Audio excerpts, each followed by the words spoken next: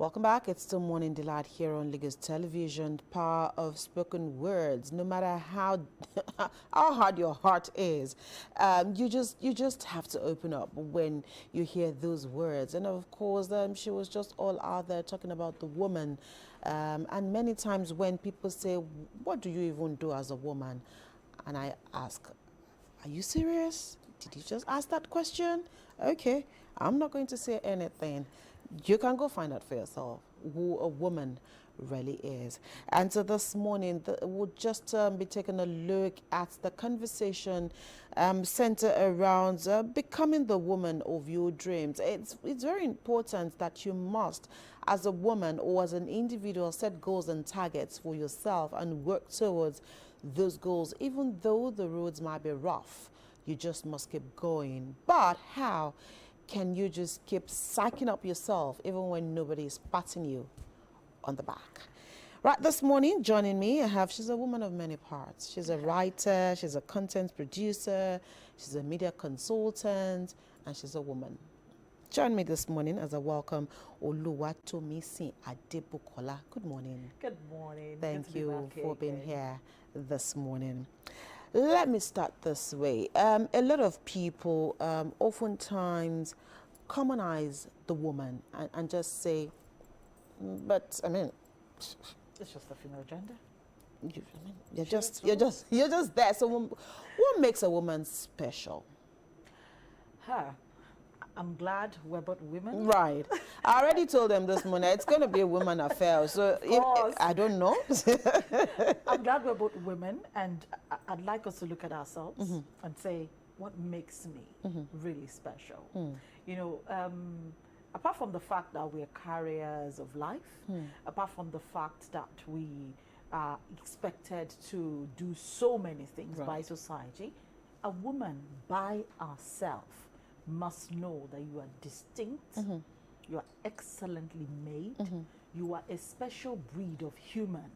You know, let's go spiritual a little bit. I mean, they said God created the man. Right. And then he looked and said, there's something just missing somewhere. Right. Something is just not complete you can't do this by yourself.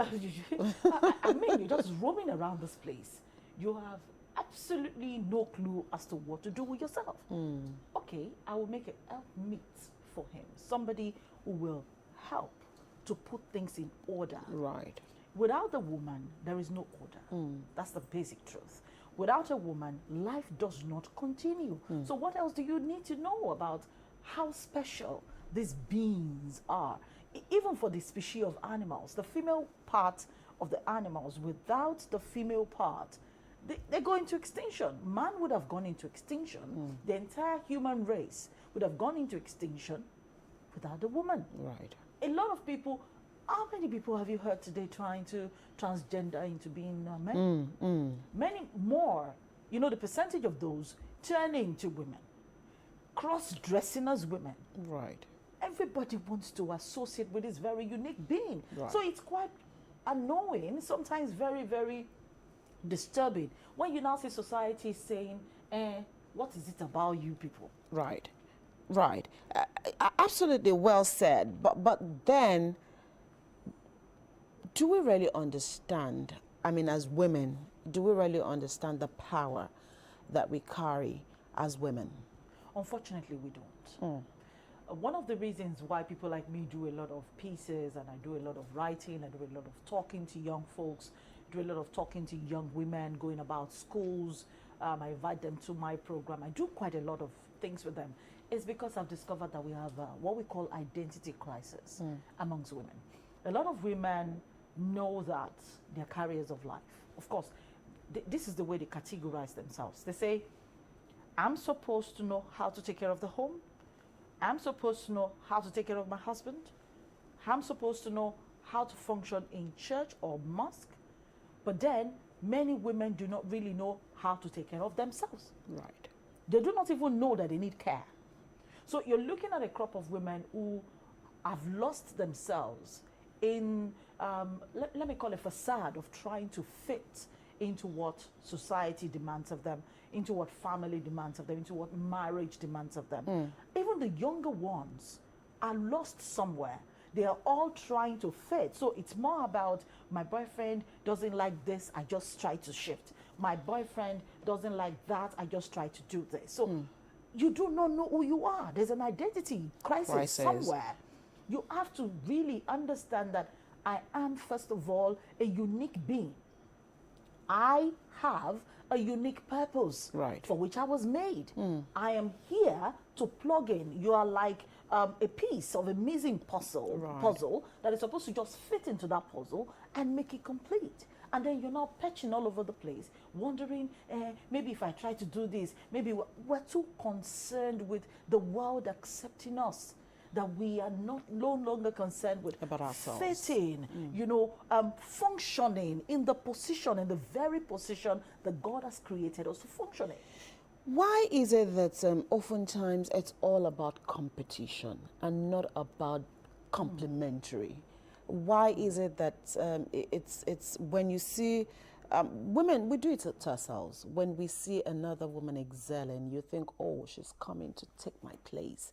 And so keen into issues surrounding identity crisis and also knowing your worth, proving your worth, and allowing your work to speak for you. So as women, how do we begin to let that be part of us and just do what it is that you know how to do best, and not try to curry favor at opening doors for you? You see, I like the fact that you're talking about competition amongst ourselves. You see, it's not bad to compete. It really isn't bad to compete. After all, we compete with the men. So we must compete with ourselves as well. But there is constructive competition, and there is the obstructive one, and there is also the destructive one. Now we find women doing more of the obstructive and the destructive one. Than the we do it with our mouths, we do it with our words, we do it with our action. We go about places talking to other women, telling them, what do you think? Who does she think she is? Why is she feeling like she's older? I mean, the woman is just in her place, doing her thing, enjoying herself, functioning in the position that she has decided to function in by herself. And other women are around her, looking around and saying, what's she feeling like? Why does she feel she's so important? And before you know what is happening, they lose focus, and sometimes they also drag the other woman down with them, because then she's looking around her. I mean, first of all, she's competing with the man, and then she now has to look around and our so-called sisters who are supposed to be propping each other up are now saying, who do you think you are? Why do you think you can do it? Why must you be the one to do it? And then we now reduce ourselves to a point where if the man does not give approval, even when he's not your husband though, if the man in the position, sometimes at par with you, sometimes even the ones that are junior to you, even in the workplace, if they do not give position, or if they do not prop you up, if they do not give you permission, as it were, to fulfill your purpose, to function to optimum, you're like feeling, maybe I should not do it, so that they don't feel like I am doing too much. Waiting for validation. We need to break away from waiting for validation from even other women. The people who encourage us the most, pardon me please, the people who encourage us the most in life, let's be sincere, are the men outside the home. The people who also encourage us the most are friends who do not feel we are standing in their shadow, or we're trying to, overpower them with our own glory or our own shadow. We need to break away from all of this. If you'd like to be part of this conversation, you can send in your comments, questions, observations to the telephone numbers on your screen.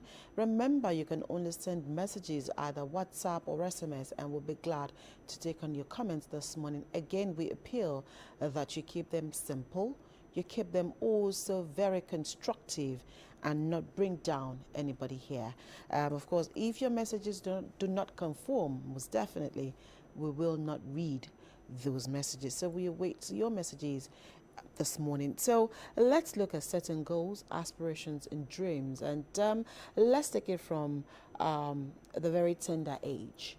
What should the girl child focus on at ensuring that when I set a goal, when I set a target, when I have an idea of how I want my life to be in future, I can work towards achieving those goals and not allow society, frivolities, or the NO word be a barrier? I just wrote a book that chronicled my story from beginning, from secondary school till now. And what did I try to do?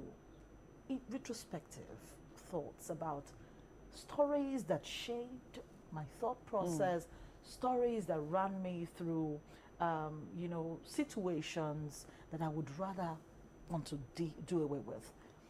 These are very important for every young woman out there. You're a young girl, every situation, every story, every encounter that you are having right now is shaping you for something. Right. You can do away with that thing. You can say, I would let this situation break me. You can also decide to let it make you. You can decide to let it propel you. Your goals may be very important, but if you do not handle the situation that will come your way when you are younger very well, and do not allow it to bring you down or maybe push you aside, you will break apart. Right. Let me give you a quick example.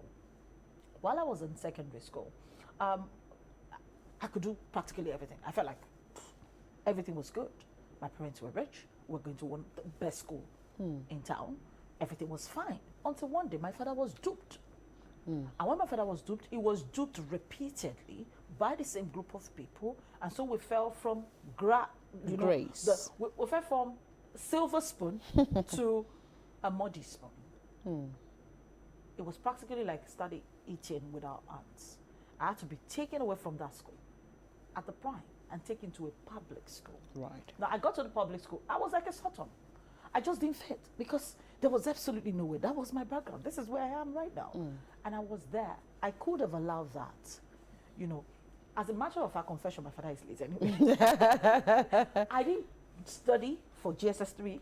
I just went to school, read, you know, attended classes, but I didn't apply myself to it. So Right. I just went through it because I was past that level already in the school where I was coming from. Right. And I was disgruntled. I was angry. And so I was just there, you know, just glad. Just marking time. Just marking time. Until I wrote my then junior WAEC, finished the exam. Of course, I knew I was going to pass. So I didn't even apply myself to passing well. You know, I just wanted to just do that. leave this place, leave this level. I was hoping that things were going to turn around because at the 13-year-old me did not understand that we had actually fallen. And it was going to be very difficult to just... To just rise again. Because we were still living in the same house. There was still a car. And so you just felt, oh, okay, this will Yeah, just be for a you know, while. life things were going to... And then 1 year passed. And then the second year. And then I got to SS1. And things picked up, you know. Just a bit. Tiny little bit. I had to pick up myself.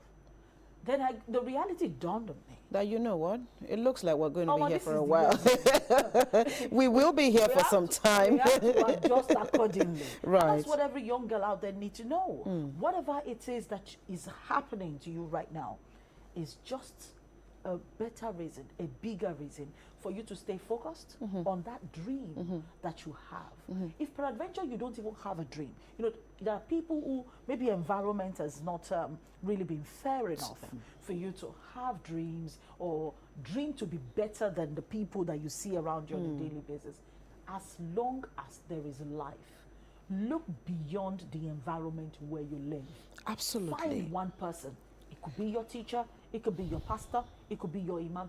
Find one person. I'm not saying go and be seeking advice. I'm saying pattern your life. It could even be somebody from afar.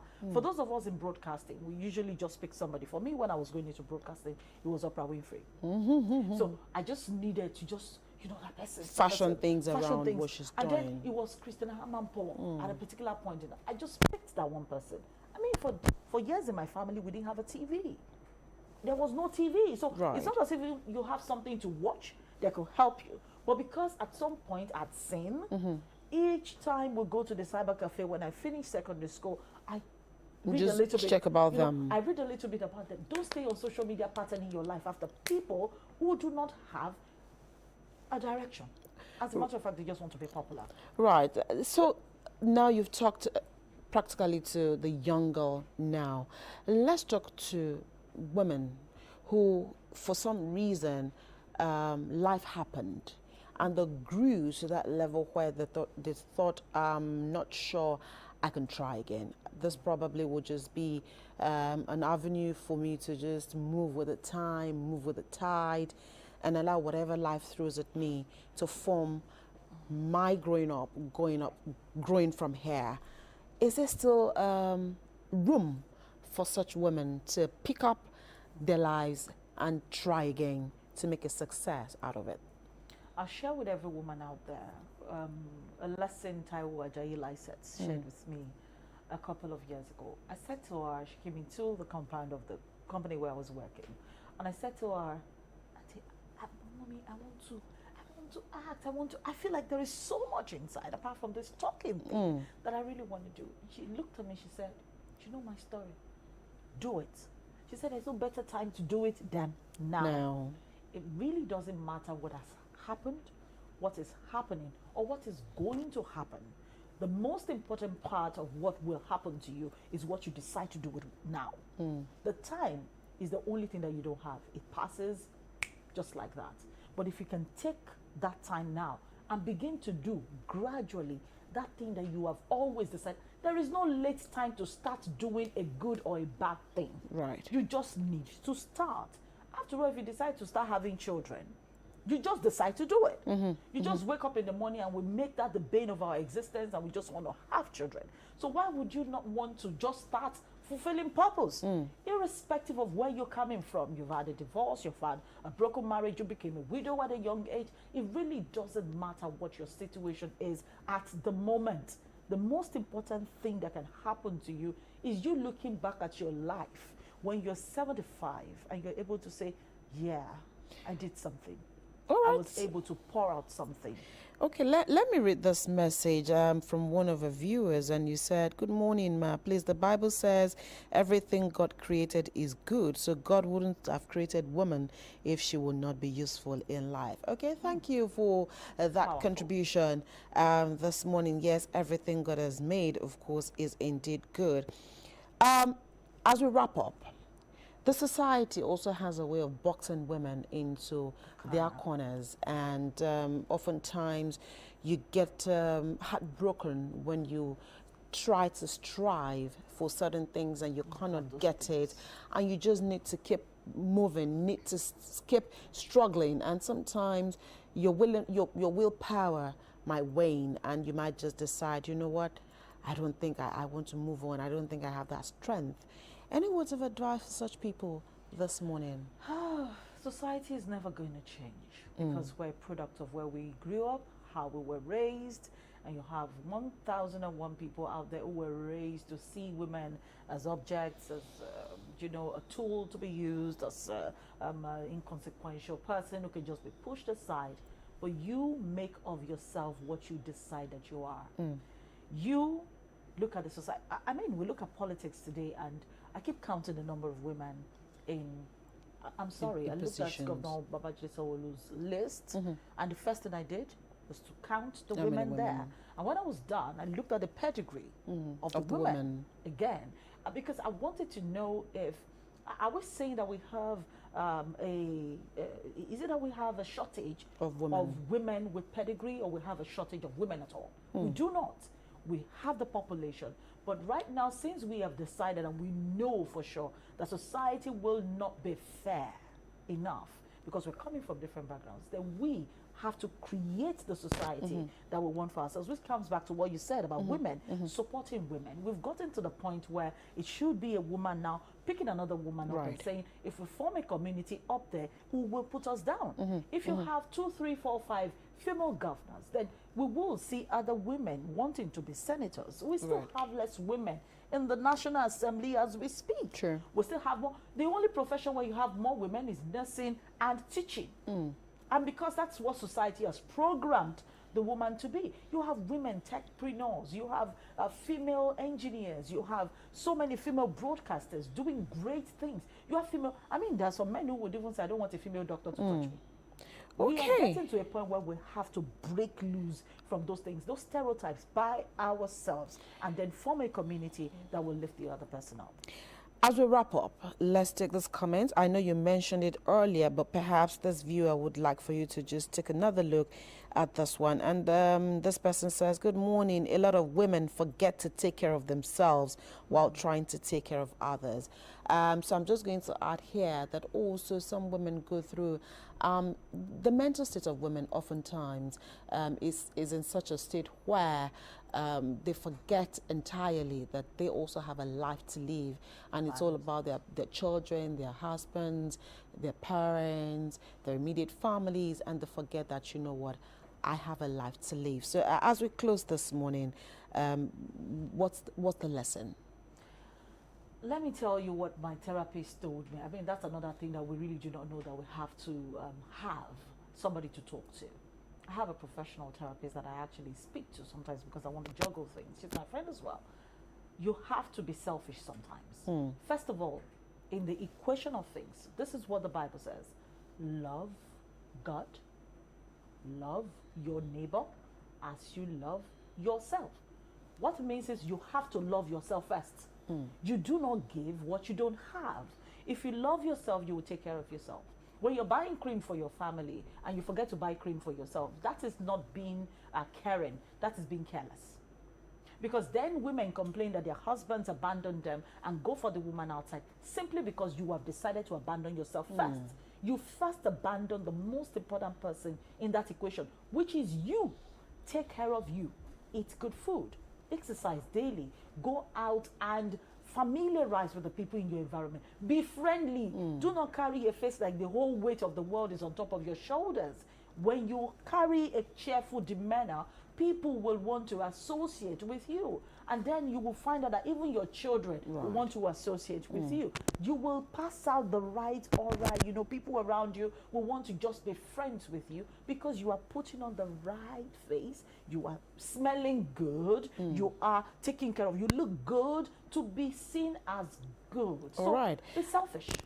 I know you have a book that you just wrote, as much as you know, so that marketing will just not come and hold my skirt this morning. But very quickly, the basics of that book, so that anybody who's opportunity to pick that book in future, what message is that book really passing across? The book is called The Alchemy of Her. It's just a chronicle of stories. It's a non-fiction novel. It's a chronicle of stories that I've gone through, and I've drawn lessons from, like I said, every chapter of life. You draw your lesson. So if you pick up that book and you're in any stage, whether you're a young person, or adult, or middle age, you will find strength to pick up yourself again. I mean, I can't begin to share my story here, but really, if you want to know my story, you just need to pick up the book, and then you'll be able to read it. It's going to be out very soon across all social media handles, and then on Amazon and all that. But that's not out yet. So once it is, I'll be back. All right. I'll give you a copy free of charge. That's amazing. All right. Tomisin Adebukola, thank you for being here this morning. Thank you for sharing a bit of your story.